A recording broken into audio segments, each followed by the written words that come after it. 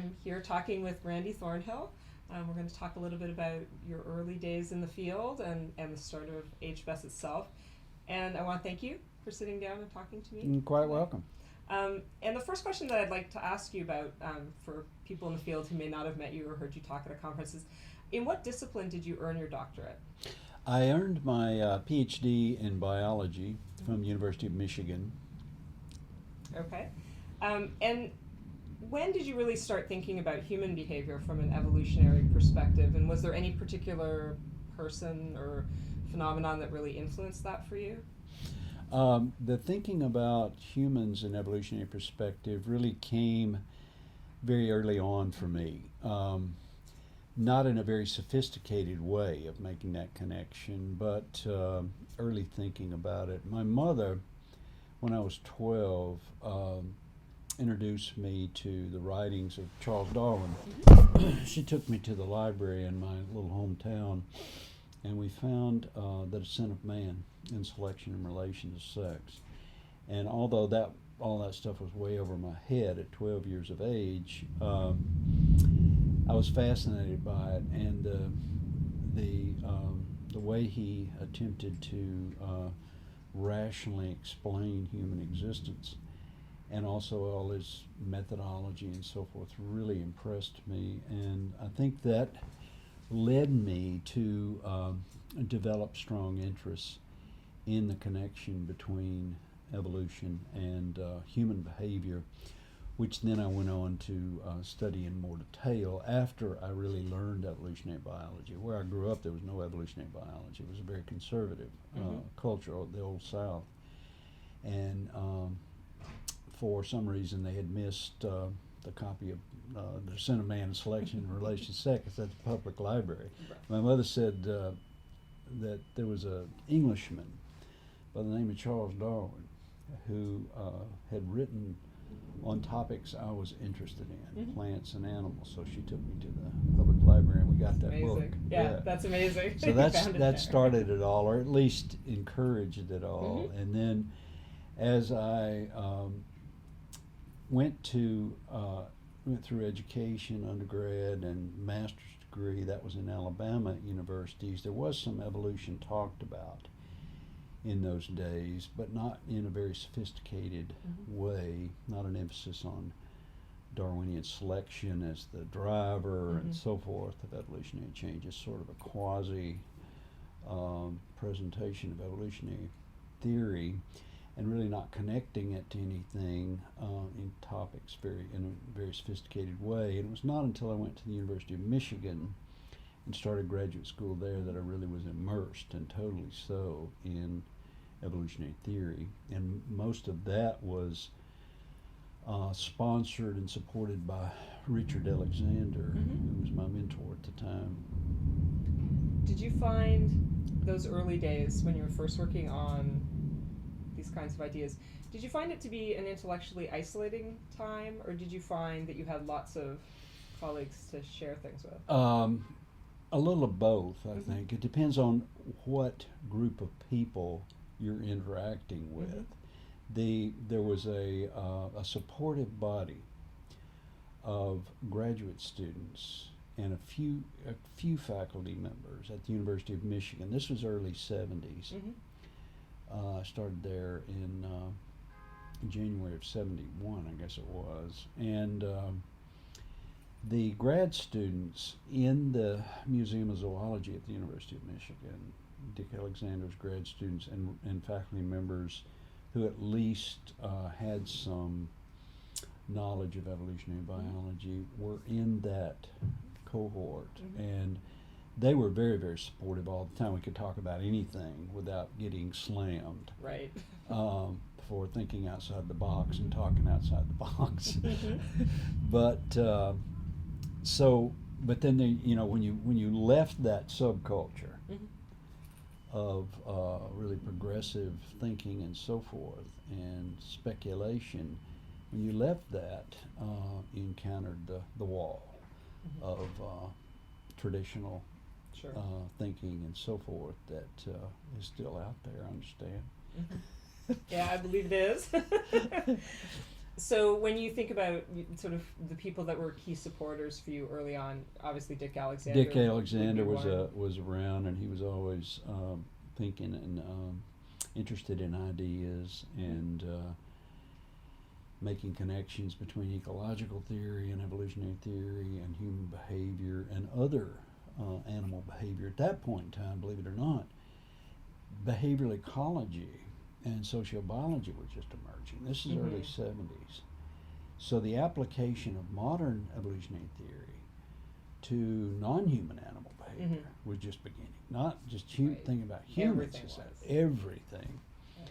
And so it was extremely exciting time to just, all this stuff's really never been touched. The old ethology had some evolutionary components to it, but it didn't have the sophistication that was growing out of the ideas of Trivers, Hamilton, George Williams, and so forth about how to apply modern evolutionary theory to understand animal behavior.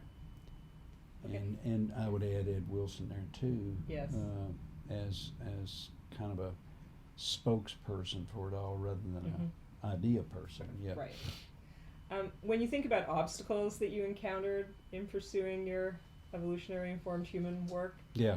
what do you think the big obstacles were? Or are? Well, the big obstacles, basically, in a nutshell, are ignorance and anti-enlightenment ideology, and still are. Ignorance and the anti-enlightenment stuff is always fascinated me, and there's scholars have written extensively on the anti-intellectualism that started with the scientific revolution and the Enlightenment in general. Tremendous opposition. And all that was coming out of conservative values, of course, the dislike of new ideas and so forth that goes along with conservatism. And that, we have argued, is fundamentally the opposition to any new ideas.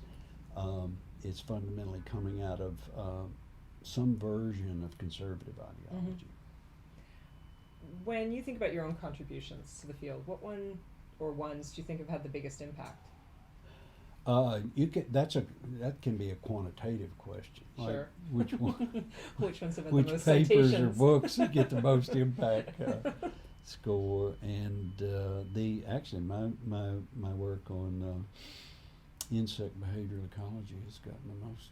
The scorpion fly? Scorpion Yes. flies, and my book, The Evolution of Insect Mating Systems, is a highly cited book, and I've been very fortunate. There's a conference actually next month that is done by the British Royal Society, and it's the title of the conference is 30 Years of Thornhill and Alcock. Oh, very nice. That's very Celebrating nice. our book written in 1983, The Evolution of Insect Mating Systems. So that's a highlight certainly of my career, the Sure. effect of that. But some of the work on humans has had some impact. And, the sexual selection stuff, including the sexual coercion work, is pretty well cited. And the attractiveness research that we've done more recently, working on value systems, moral systems in relation to infectious disease, that's getting quite a few citations, even though it's the most recent area that I've investigated. Do you think that any of your contributions has been overlooked? Is there any one paper or one idea that you had that you think people haven't given it the attention it should have got? Let's see on that one. That's a tough Wait one. and see on Yeah, wait and see. more current things. Yeah, I would say no. I would say would be. I've been very fortunate. Many of my areas of research that I've been involved in have been noticed and cited. I could, not be more fortunate in that regard. Okay. Is there any particular book or paper that you'd actually rewrite if you could, or write differently? Another one. And you're really happy with the way they turned out? Yeah. Cool. If you could tell your sort of fledgling graduate student self, if you could go back and tell yourself something, what would it be? Go back and go to the you back in your Michigan days, and Yeah. what do you think you'd do? Or what advice would you give for new students? I would advise them to just try to keep clear the prize in the sense of, continue, regardless of the opposition, regardless of the conservative walls and traditional thinking that you will encounter, to continue to strive to think outside the box, and also to not sidestep the hard tasks of learning evolutionary biology. And that's a constant learning challenge, and so you've got to get that in your back pocket, evolutionary theory, and that's a big investment, and that sort of thing, I think. How do you see your role in the early days of HBAS? I see that as primarily contributing consistently to the conferences that even before HBS was formally HBS, conferences, informal conferences that we would have in Ann Arbor and Northwestern, at Northwestern University, and I would go and talk about ideas or data that I had pertaining to topics of interest to evolution and human behavior. What, if anything, has surprised you about the evolution of HBS itself over the last 25 years? I guess I continue to be surprised in a way at how slow we have grown in our influence on other academic disciplines. I was thinking as a grad student that, gosh, I got to hurry up and get some of this stuff published, because when everybody finds out about it, everybody's going to be one of these evolution human behaviorists. Right. That's not what happened. It's still pretty slow. People are very, stuck in their ways and traditional in their thinking, and it's risky to think outside the box socially. There are always big social costs if you're thinking differently than the crowd, and so in a way, it's kind of surprising that people haven't grasped this extremely powerful way to understand human beings. It's amazing that that's surprising in a way, but not from the standpoint of the power of mystery and mythology. Sure. And people love their magical thinking. Yeah. And Yes. so all Yeah. that, yeah. I agree. In what directions would you hope that HBS will move, or what kinds of research would you like to see people doing more of? I think that the area that's really going to develop, and it's developing now but slower than perhaps it should be, is the role of infectious disease in human behavior in general is going to be the big area. And that began really with Hamilton and Zook in the 80s with the parasite stress theory of sexual selection.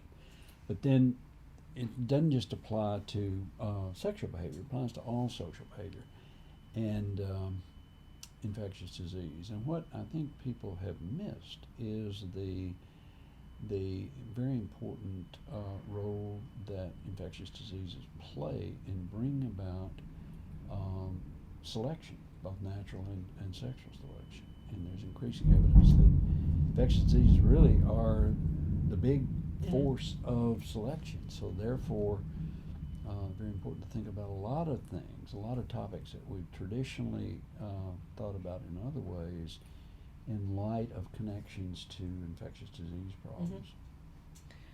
And a number of the sort of people who were involved in HBS early on aren't with us anymore. So people like Bill Hamilton Right. and George Williams and Margot Wilson and Dev Singh.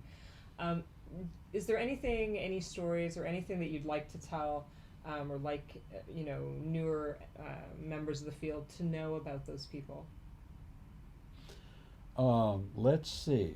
I was fond of all those people you've just Yeah. mentioned, and Dev Singh. I did field work with him in Jamaica on symmetry. Margot, visited with her a lot, and through the years, and she was a big influence on me. Mm-hmm. Bill Hamilton, he was around a lot, and visited my home and gave me advice about how to study chickens many times over the years when I was working on chickens, red jungle fowl, sexual selection, Mhm. red jungle fowl. He was there 2 or 3 times a year to Help you tell with me the how- chickens. yeah, help me with chickens. And so a lot of fond memories of Yeah. all those people. George Williams, he was very influential. And Dick Alexander said, "Here's a book you might want to read." When I started graduate school at the University of Michigan, and it was George Williams' Adaptation of Natural Selection, Right. 1966, and I enjoyed it. Yeah. It's a great book. Yeah. Well, thank you very much for spending the time to talk sure. to me today. And Thanks I so think much this for is a doing this. great It's thing. going to be very interesting to a lot of people. I hope so. Yeah. Thank you.